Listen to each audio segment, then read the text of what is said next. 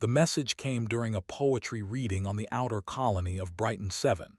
Ambassador Atren had been listening to a human child recite verses about Earth's oceans when his data tablet began flashing emergency red.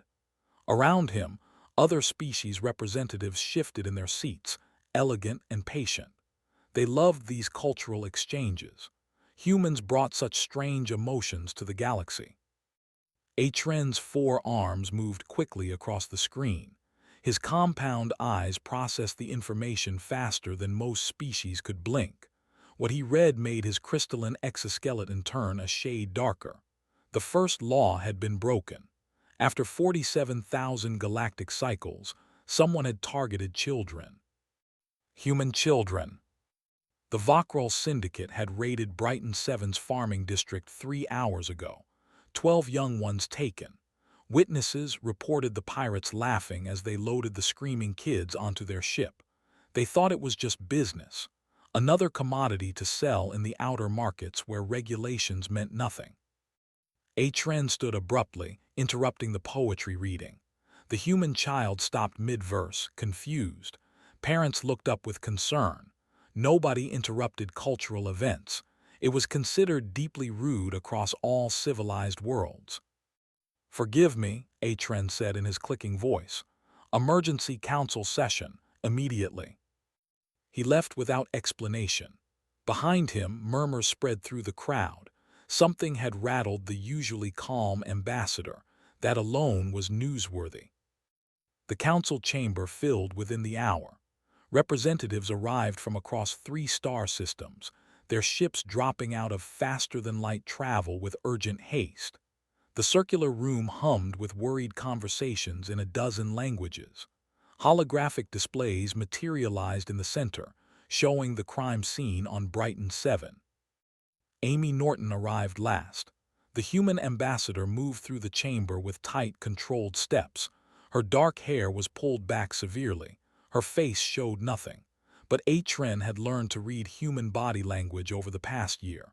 The way her jaw clenched, how her hands stayed perfectly still at her sides. She was furious beyond words. "The first law protects all children," Atren began, addressing the assembled council. "No species has violated this law in recorded history. The Vakral Syndicate has committed an unthinkable crime." A Talarian representative raised 3 of his tentacles. "Surely this is a mistake. Pirates are crude, but even they understand basic galactic law. Perhaps they didn't realize the captives were juveniles." Amy's voice cut through the chamber like ice. "They knew. The children were playing in a schoolyard. They specifically targeted the young ones and left adults alive to spread fear." Shocked silence followed. Several species made gestures of religious horror. The Kemmery delegate actually fainted, her floating form dropping to the floor with a gentle thud. Attendants rushed to revive her. "We must form an investigative committee," announced the Drellian chancellor. "Gather evidence. Determine appropriate legal responses. This will require careful deliberation." "Deliberation," Amy stepped forward. 12 children are being sold into slavery right now. Every minute we debate is another minute they're terrified and alone." "Ambassador Norton, we understand your distress," Atren said gently. "But galactic law requires proper process. We cannot simply—" "Cannot what? Act. The first law exists to protect children. All children. What good is a law if we talk about it while kids suffer?" The Drellian chancellor puffed his air sacs importantly. "Humans are new to galactic society. Perhaps you don't yet understand how these matters are handled. We have protocols, procedures. The Vakral Syndicate operates from the Tarak sector. We need warrants, jurisdiction agreements, extradition treaties." Amy stared at him. "How long will that take?" 3 to 4 weeks, perhaps 2 months if we expedite." 2 months? Amy's voice dropped to a whisper. "You expect children to wait 2 months while you file paperwork? It's how civilization functions, Ambassador. We cannot simply unleash military force every time." Amy turned and walked toward the exit. Ambassador Norton, this session is not concluded, the Chancellor called after her. She paused at the doorway. When she looked back, Atren saw something that made his exoskeleton tingle with instinctual fear. Amy's face still showed no emotion, but her eyes had changed. They looked ancient, predatory. "You're right, Chancellor. I'm new to galactic society. I don't understand your civilized ways." She smiled, but it wasn't a happy expression. "So I'll handle this the human way." The door closed behind her. The council erupted in confused chatter. What did she mean? Surely humans wouldn't violate galactic protocols. They'd worked so hard to earn their place among the stars. They wouldn't throw away years of diplomatic progress over a criminal matter. Atren knew better. He'd studied Earth history as part of his assignment. He'd read about humanity's evolution on their dangerous world, how they'd climbed to the top of the food chain through persistence and pack loyalty, how they protected their young with ferocious dedication. The galaxy had accepted humans because they seemed peaceful. They brought art and music and poetry. They cried at sad stories and laughed at simple jokes. They appeared soft compared to warrior species like the Kresh or the Heldari legions. But Atren had read deeper. He knew what humans were capable of when something precious was threatened. Earth's history was written in blood and ashes. They'd fought wars that left entire continents in ruins, not over territory or resources, over ideas, over people they loved. "We should send a diplomatic mission to the Vakral homeworld," the Chancellor was saying. "Open negotiations for the children's return." Atren wasn't listening. He was accessing secure channels, watching human fleet movements. Ships were already mobilizing. Military vessels that had been on patrol exercises were changing course, heading toward Vakral territory. Amy Norton had left the council chamber 30 minutes ago. In that time, the entire human navy had received deployment orders. "Chancellor," Atren interrupted, "I believe we have a situation developing." He projected the fleet movements onto the central hologram. 23 human warships, all converging on a single point, the Tarak sector. The chamber fell silent again. "They wouldn't," the Drellian Chancellor whispered. "They're a civilized species. They follow rules." Atren's crystalline body reflected the hologram's light. "Perhaps we don't understand what civilization means to humans. Perhaps their rules are different when children are involved." Across the galaxy, the Vakral pirates were celebrating their successful raid. They had no idea what was coming for them. They'd broken the first law, thinking it was just an old tradition, words in ancient texts. They were about to learn why the law existed in the first place, not because species had evolved beyond such cruelty, but because in the ancient past, someone had tried it once, and the retaliation had been so terrible that every civilization since had remembered the lesson. Now humanity was going to teach it again. The Vakral ship smelled like rust and stale air. Bait counted ceiling panels to stay calm, 47 in the cargo hold where they kept the children. She'd counted them 6 times already, getting the same number each time. It was something to focus on besides the fear. Around her, the other kids cried or stayed silent. Danny pressed against her side, his small hand gripping her shirt. He was only 4. He kept asking when his mom would come. Bait told him soon, even though she had no idea if that was true. The pirates had grabbed them during outdoor study time. The teachers tried to stop them, but the Vakral were bigger and had weapons. Bait remembered her dad's lessons about staying alive. Don't fight when you can't win. Save your strength. Wait for the right moment. So she waited, and counted ceiling panels, and kept the little ones from giving up. A Vakral guard walked past their energy barrier. He was eating something that looked like meat but smelled worse. He glanced at the children and laughed, saying something in his own language to another pirate across the hold. Bates stared at him until he looked away. She wasn't sure why, but the guard seemed uncomfortable under her gaze.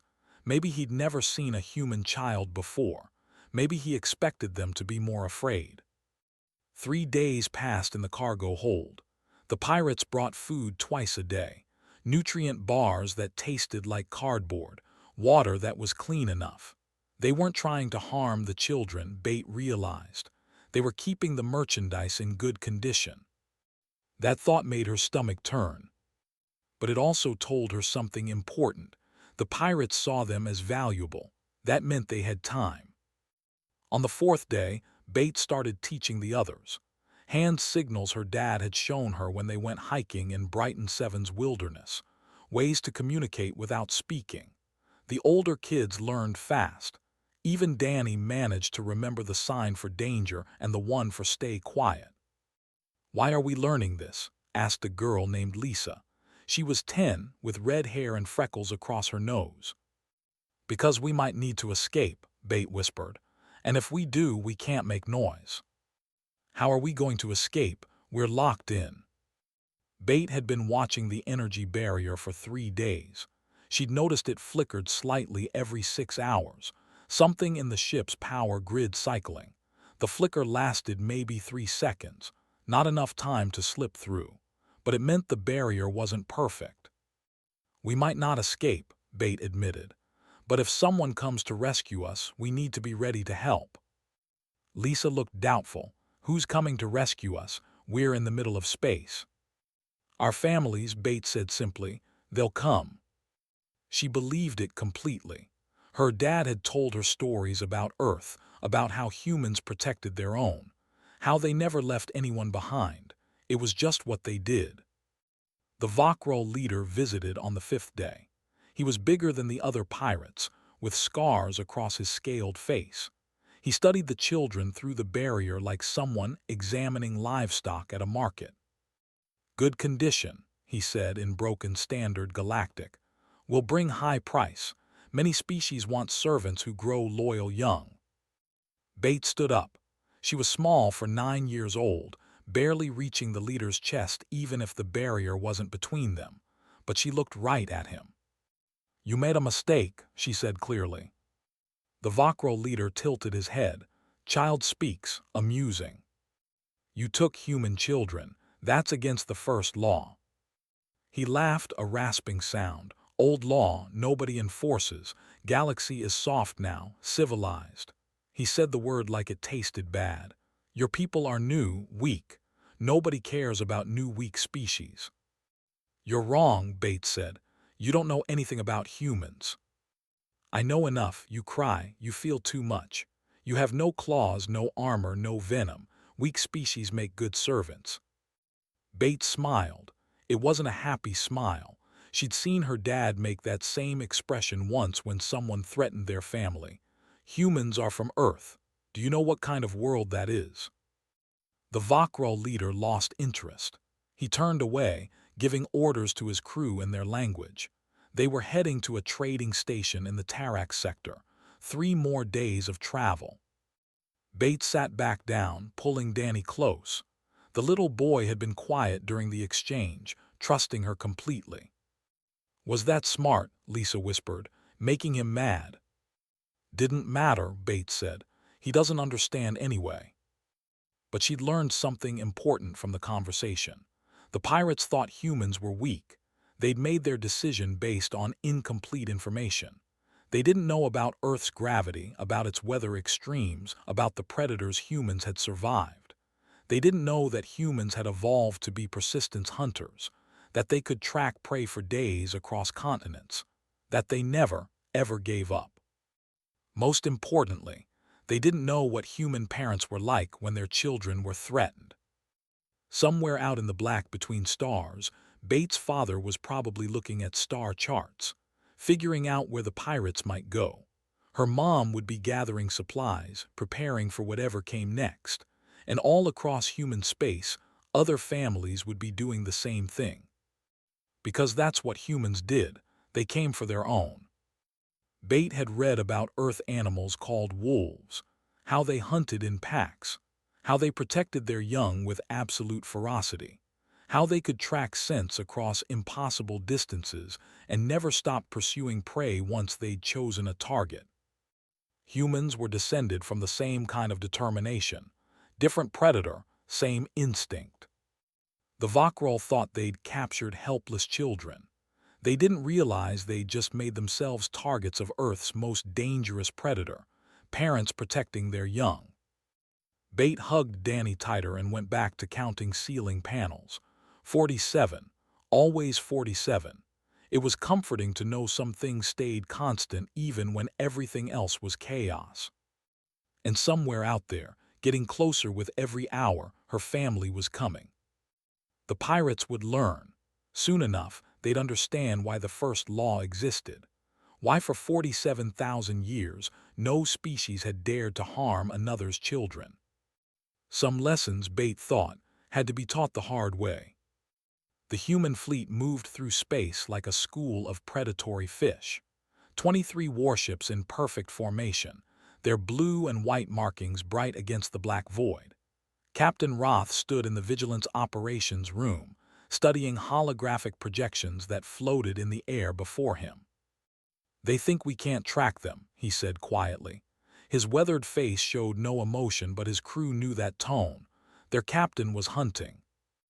Owen leaned over a scanning station, his hands gripping the edge hard enough to make his knuckles white.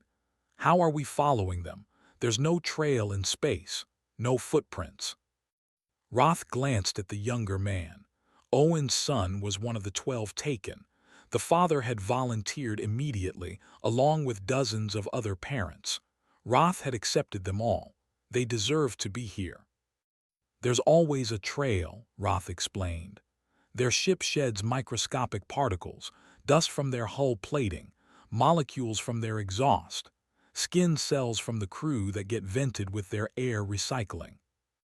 A technician looked up from her station.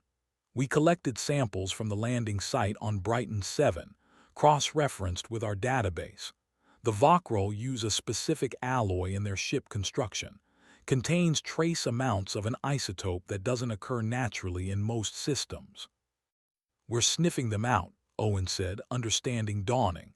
"Like tracking an animal through the forest." "Exactly." Roth pulled up another display. "Humans are persistent hunters. We evolved to follow prey for days, weeks if necessary. We're just doing what our ancestors did, except now our forest is space and our prey leaves atomic signatures instead of footprints." The operations room hummed with activity. Crew members worked at various stations, each one focused on a different aspect of the hunt. One team analyzed gravitational wake patterns. Another tracked minute fluctuations in background radiation. A third compared stellar cartography with known pirate routes. Ambassador Atren appeared on the main communication screen. His crystalline form looked agitated, shifting through several color variations. "Captain Roth, the Galactic Council demands you cease this pursuit immediately. You're violating 17 different treaties and protocols." "Noted," Roth said without looking up from his data. "You can't just ignore." "Ambassador, with respect, my priority is 12 terrified children, not paperwork." Atren's compound eyes focused intently. "The Council is prepared to levy sanctions against humanity. Your entire species could lose galactic citizenship." Now Roth looked at the screen. "Ambassador, do you have children?" The question seemed to surprise Atren. "My species reproduces through communal egg clutches. I have contributed genetic material to 3 hatchings." "If those hatchlings were taken, what would you do? Wait for committee meetings, file proper forms." Atren was silent for a moment. His crystalline body shifted to a deep blue color. What humans had learned meant deep thought in his species. "I would hunt," Atren admitted quietly. "Protocol would not matter." "Then you understand." "I do, but I am not the Council. They fear what you represent, Captain. A species that puts emotion before law. It threatens the order they've built over millennia." Roth nodded. "Tell them something for me. Tell them humans have a saying, don't start nothing, won't be nothing. We didn't break the first law, we're just enforcing it. HFY's form flickered. I will relay your message. And Captain, off the record, I hope you find them. The screen went dark. Owen straightened from his station. We've got them. Iron Trail leads to the Tarak sector. They're heading for a trading station. Show me. The hologram shifted, displaying a region of space dotted with asteroid fields and debris clouds.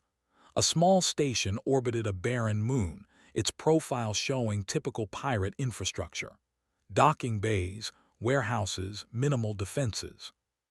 They're not expecting trouble, noted the tactical officer. Station shield generators are operating at 30% capacity. Roth studied the layout. They think they're safe. Pirates have operated from Tarak for decades without interference. Council won't authorize action in that sector because of jurisdictional complications. But we're not the Council, Owen said. No, we're not. The Vigilant crossed into Tarak sector 18 hours later. The pirate station's sensors detected them immediately. Emergency broadcasts went out across multiple frequencies. The Vakro leader, comfortable in his station headquarters, received the alert with disbelief. Human warships here, this is neutral territory. His second-in-command, a nervous Drethik with twitching antennae, checked the scans. 23 vessels, Captain, military grade. They're not slowing down. Impossible, humans follow rules, they're civilized. They're arming weapons. The Vakro leader felt the first touch of real fear. Raise shields. Contact the Hask clan, tell them we need reinforcement. This is our territory, we have rights. The first human salvo hit the station's shield generators with surgical precision. Not the main structure, not the docking bays, just the power systems. Alarms screamed across the station. Pirates scrambled to battle stations, confusion and panic spreading. They'd raided colonies before, stolen cargo. Nobody ever came after them here. Tarak was safe. It had always been safe. The second salvo took out their communication arrays. The third eliminated their weapon platforms.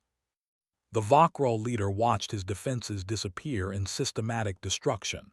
The humans weren't trying to destroy the station. They were dismantling it, piece by piece, with terrifying efficiency. They're launching boarding craft, his second-in-command reported, voice shaking. On the Vigilant, Roth gave the order he'd been waiting to give since Brighton 7. Marines launch, secure the children, everyone else is secondary. Owen strapped into his armor with the other volunteers. Parents, siblings, friends of the taken children. They'd trained for combat in the 3 days it took to track the pirates. Now they moved with purpose toward the assault shuttles. The Vakro leader sent one final transmission before the humans boarded, a plea to any ship in range. They're not civilized. They're not following any rules there. The transmission cut off as the first human Marines breached the hull. In the cargo hold, Bate heard the explosions. She stood up, gathering the other children behind her. What's happening? Danny asked, frightened by the noise. Bate smiled. This time it was genuine. Our families are here. Human Marines moved through Tarak Station like water flowing downhill, finding every crack and opening. Their black armor gleamed under emergency lighting, blue markers on their helmets identifying squad positions. The pirates had never fought an enemy like this before. Vakro warriors were strong. Their scales could deflect most energy weapons at low settings. They'd won countless battles against other species through pure physical advantage. But humans didn't fight fair, they fought to win. A group of Vakro guards tried to hold a corridor junction. They had good cover, superior numbers, and a defensive position. By galactic warfare standards, they should have been able to hold that position for hours. The humans didn't even slow down. They threw devices that filled the corridor with thick smoke. Then they came through it like ghosts, using thermal imaging to see what the pirates couldn't. The fight lasted 30 seconds. Owen moved with his squad toward the station's detention level. His armor felt heavy, but his steps were light. Years of carrying his son on his shoulders had taught him how to move with extra weight. Now that strength had a different purpose. "Contact ahead," the squad leader whispered through the comm. "4 hostiles, civilian prisoners visible." Owen checked his weapon. Rules of engagement. Anyone who surrenders walks away. Anyone who doesn't, doesn't. They rounded the corner fast. The Vokrol guards reached for weapons. 3 chose surrender, dropping their arms and backing against the walls with hands raised. The 4th tried to shoot. He didn't get a second chance. Owen stepped over the body without looking down. His focus was on the cells ahead. Human prisoners, crew from a merchant vessel the pirates had raided months ago. They looked shocked to see rescuers. "We're here for children," Owen said. "Where are they keeping the kids from Brighton 7? An older woman pointed deeper into the station. "Cargo hold 7, lower level. I heard the Vakro leader talking about moving them soon." "Not anymore." Owen's squad moved on, leaving a medical team to evacuate the prisoners. Elsewhere in the station, Captain Roth walked through the chaos with calm purpose. Pirates fled before him. Some tried to fight. Those attempts ended quickly. Roth had been fighting since before most of these pirates were born. He knew every trick, every desperate move. A Drethic clan leader tried to bargain. "We have rights. This is neutral territory, the Council." "The Council isn't here," Roth said simply. "I am." The Drethic read something in the human's eyes and ran. Roth continued toward the command center. The Vakro leader had locked himself inside, surrounded by his best warriors. They'd barricaded the entrance and had enough firepower to hold off an assault for days. Roth studied the door for exactly 10 seconds. Then he opened a comm channel. "This is Captain Roth to Vakro leader. You have one chance. Release the children, surrender yourself, your crew can live." The response came through speakers, the Vakro leader's voice trying to sound brave. "You can't breach this door. We have enough supplies to wait out any siege. Eventually your fleet will have to leave." "Wrong answer." Roth signaled his demolition team. They placed shaped charges around the door's frame, angled to direct the blast inward. The explosion was massive but controlled. The door became shrapnel, taking out half the Vokrol defenders instantly. The remaining pirates stared in shock. That wasn't how sieges worked.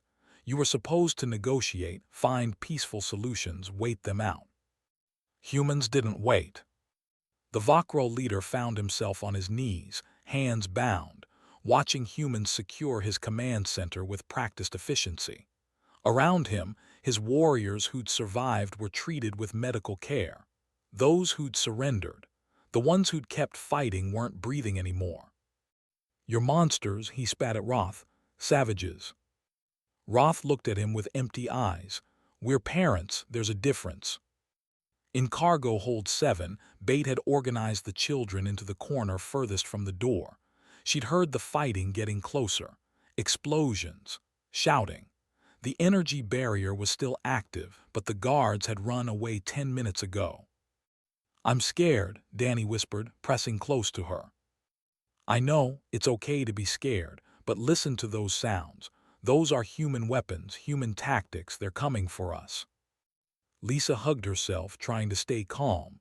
"How do you know it's not more pirates?" "Because pirates run when humans hunt them." The cargo hold door exploded inward, not as dramatically as the command center, but enough to make the children scream. Smoke filled the room. Bates stood up, putting herself between the door and the younger kids. A figure emerged from the smoke, black armor, blue helmet markers, a human voice speaking softly. "It's okay, you're safe now. We're here to take you home." Bate felt her knees go weak. All the strength she'd maintained for days suddenly drained away. She'd been brave because the others needed her to be. Now she could let go. Owen took off his helmet. His eyes scanned the children, counting, checking for injuries. 12 kids, all alive, all relatively unhurt. "Where's my dad?" one of the boys asked. "Probably looking for you right now." Owen opened the comm channel. "All teams, this is Rescue Squad. We have the children. Repeat, we have all 12 children. They're safe." The response was immediate.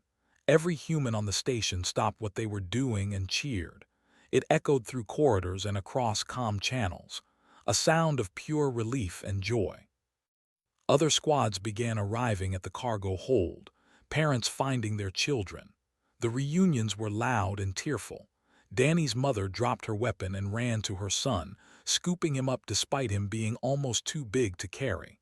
Lisa's father couldn't speak, just held his daughter and cried. Bate waited patiently. Her dad was probably coordinating the evacuation. He'd come when his duties allowed. That was how he was. But then he was there, running through the door, still in his command uniform. He saw her and stopped, as if he couldn't quite believe it. "Hey, Dad," Bate said, trying to smile. He crossed the distance in 3 steps and pulled her into a hug that lifted her off her feet.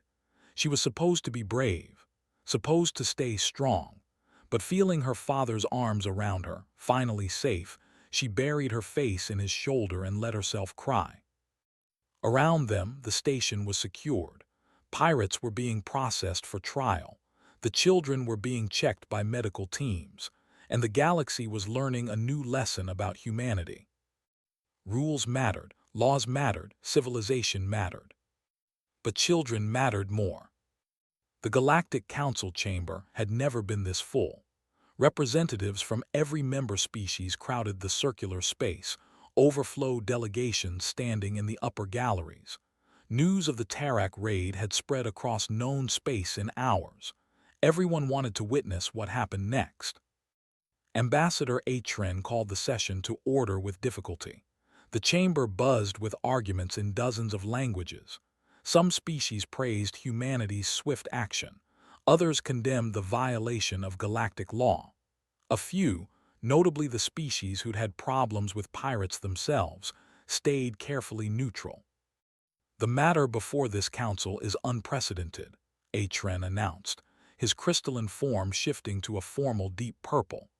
"Humanity has violated territorial agreements, engaged in military action without authorization, and ignored 17 separate council directives." The Drellian chancellor stood, his air sacs inflating importantly. "This cannot stand. We are a civilization of laws. If every species took justice into their own hands whenever they disagreed with protocol, we would have chaos." Amy Norton sat at the human delegation table, calm and composed. She let them talk, let them express their outrage and concern. She'd expected this. "Ambassador Norton," Atren said finally, "the Council requires your response to these charges." Amy stood slowly. She was good at reading rooms, understanding political currents. Half the chamber wanted to punish humanity. A quarter supported them quietly. The rest were waiting to see which way opinion shifted. "Time to shift it.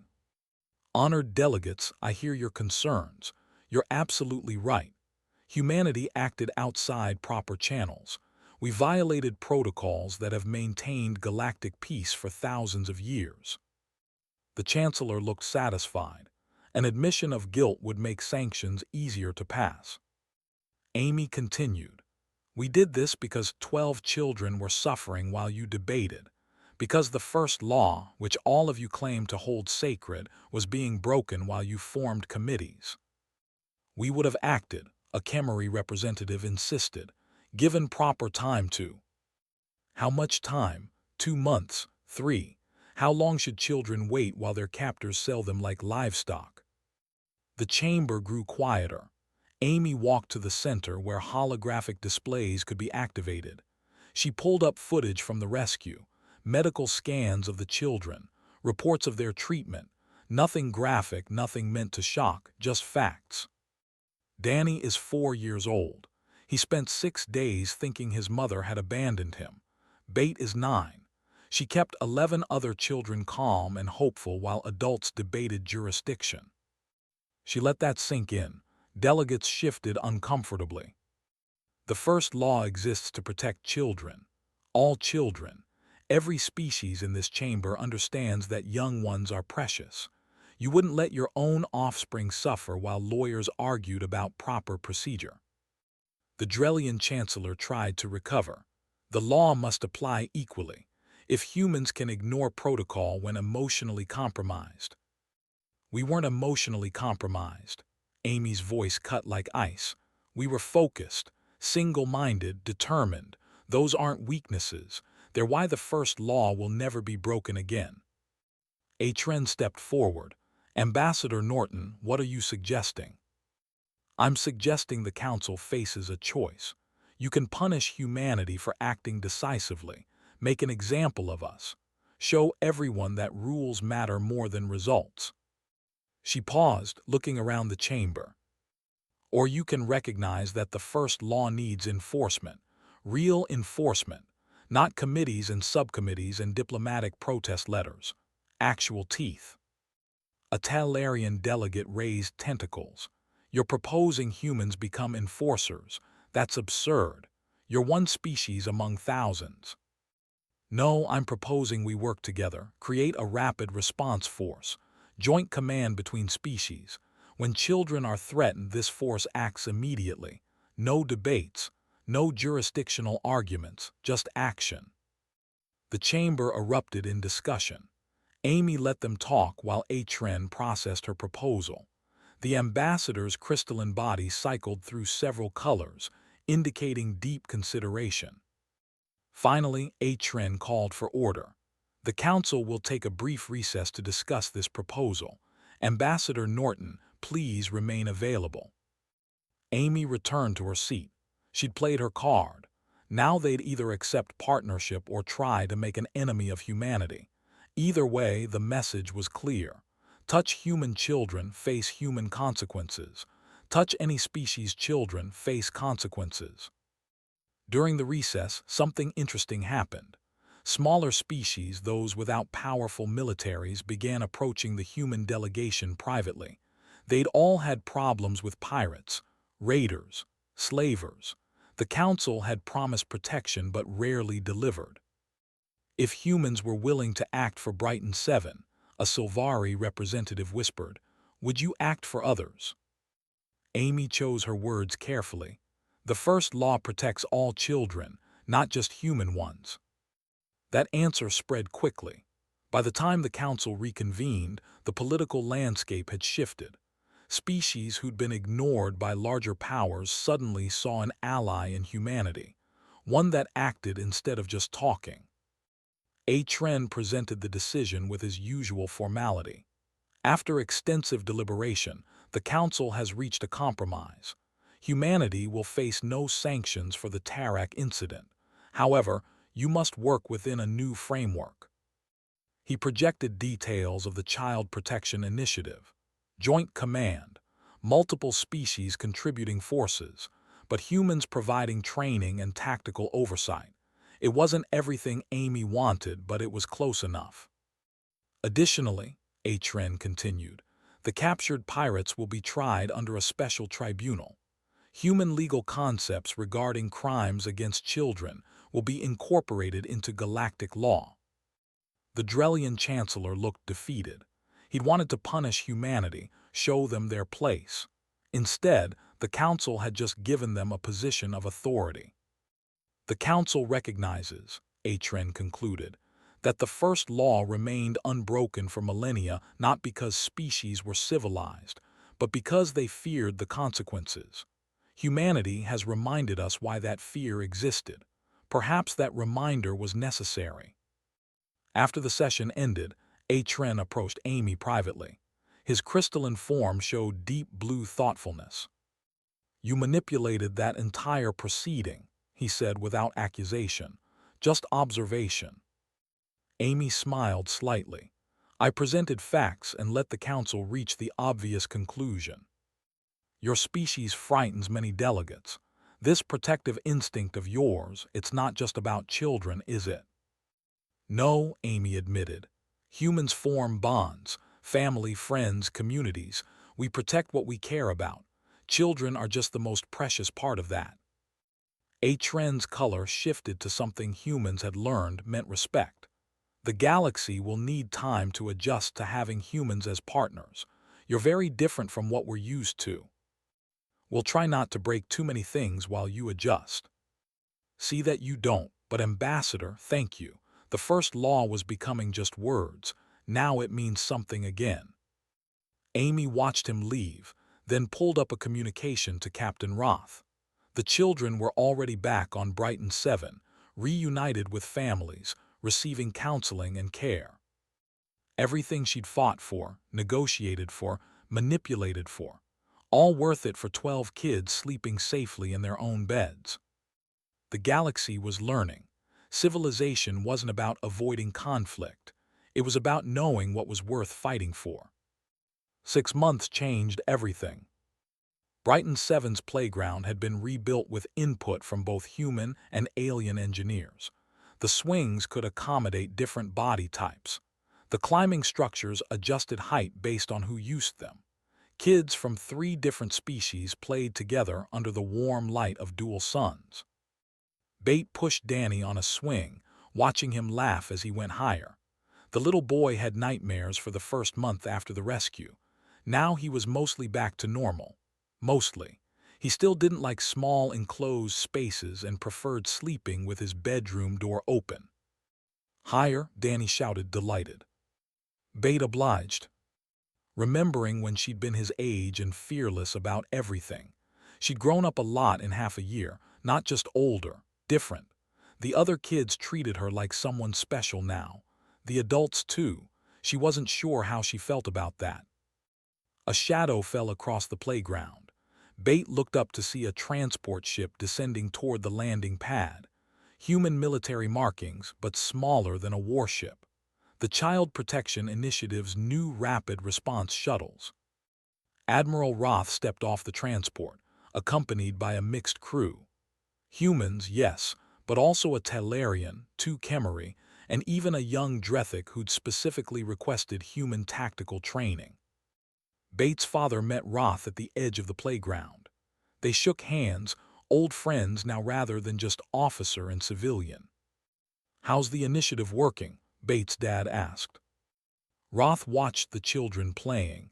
"Better than expected. We've responded to 4 incidents in the past 6 months. Pirates released their captives before we even arrived. Word's gotten around that humanity doesn't negotiate. That children are off limits, period, no exceptions, no second chances." Roth smiled slightly. "Though we haven't had to fire a shot yet, reputation does the work now."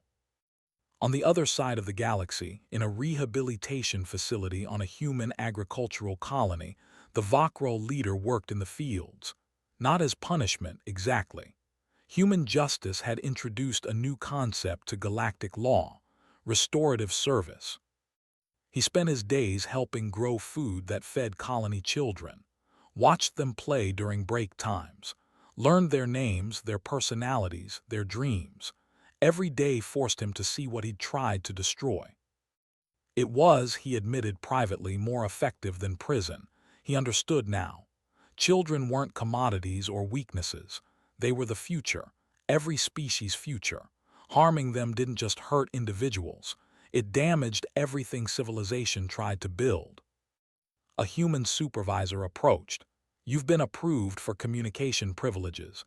Your family sent a message." The Vakro leader took the data tablet with hands that still had trouble being gentle. His own children had written him. They didn't understand why he was so far away, but they missed him, wanted him to come home. Reading their words, seeing their clumsy attempts at writing, he felt something he'd never experienced before. Shame. Real, deep shame. These were someone's children he'd taken, someone who felt about their kids the way he felt about his own. He looked across the field at the human children playing. One of them waved at him. A little girl who'd somehow decided the scary alien working the fields was interesting rather than frightening. He waved back carefully, trying not to scare her. Back on Brighton 7, Ambassador HFY's ship landed near the playground. The crystalline ambassador had started visiting the colony monthly, checking on the children, making sure they were adjusting well. But Bates suspected the real reason was simpler. HFY liked seeing the results of what they'd built together. The Child Protection Initiative wasn't just military force. It included counseling programs, educational exchanges, and cultural understanding initiatives. HFY approached the playground slowly. Children made him nervous. His species didn't interact much with their young after hatching, but human children had taught him something about joy and resilience. "Ambassador Bate," he greeted her formally. She rolled her eyes. "I'm not an ambassador, just a kid." "You spoke before the council, helped change galactic law. That makes you more than just a child." "Maybe, but I'd rather just be a kid." HFY's crystalline body shifted to a warm amber color. Humans had taught him that showing emotion wasn't weakness. "Then be a child. You've earned that right." Danny ran over, completely unafraid of the towering alien. "Are you staying for dinner? Mom's making pasta. It's really good." HFY looked uncertain. Human food still confused him, but he'd learned that sharing meals was important to this species. "I would be honored," he said formally. That evening, Bates sat on her porch watching the sun set. Purple and orange light painted the sky in colors that never got old. Adults talked inside, making plans for the future. The Child Protection Initiative was expanding, more species joining, more resources devoted to keeping kids safe. Lisa came and sat beside her. The red-haired girl had become Bates' best friend over the past months. Shared trauma had a way of bonding people. "You think it'll stick?" Lisa asked. "Everything they're building, the laws and protections and stuff." Bate considered the question. "I think people remember lessons learned the hard way. The galaxy forgot why the first law existed. Now they remember. Because humans reminded them. Because children mattered enough to fight for." Inside, adults from 3 different species shared a meal and laughed at jokes that didn't quite translate properly. Outside, children played without fear. And across the galaxy, criminals looked at targeting the young and decided the risk vastly outweighed any possible reward. The first law had been words, ancient text in forgotten archives. Now it had teeth. Now it had enforcement. Now it had humans behind it, and humans had demonstrated very clearly what happened when their protective instincts were triggered. Bate thought about the Vakro leader, working in fields half a galaxy away, learning through daily interaction what children actually were, not commodities, not weaknesses, just young ones who needed protection while they grew strong enough to protect themselves. Maybe he'd change, maybe he wouldn't, but his children would grow up knowing their father had learned an important lesson, that some lines existed for good reasons, that breaking them brought consequences. Danny called from inside, "Bate, dinner's ready." She stood up, brushing dust from her clothes. Lisa followed her toward the warm light and friendly voices. Tomorrow she'd go back to school, practice her math, study galactic history, be a normal 9-year-old. But tonight she was just a kid having dinner with family and friends. Human and alien alike, all gathered around a table, sharing food and stories and laughter. The galaxy had learned its lesson. Children were precious. All children, every species. And there were now beings willing to enforce that truth with absolute determination. Bate walked inside to join her family. Behind her, the dual suns finally set, painting Brighton 7 in peaceful darkness. Stars appeared overhead. Somewhere among them, patrol ships kept watch. Humans and their allies protecting what mattered most. The first law would never be broken again. Some lessons, once learned properly, lasted forever.